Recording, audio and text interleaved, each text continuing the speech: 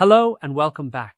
In this video, we'll analyze ICMP traffic using Wireshark by capturing normal ping requests and comparing them with an ICMP flood attack generated using HPing3. You'll learn how to filter ICMP packets, observe packet frequency and timing, and identify the key differences between legitimate network diagnostics and a denial-of-service style flood.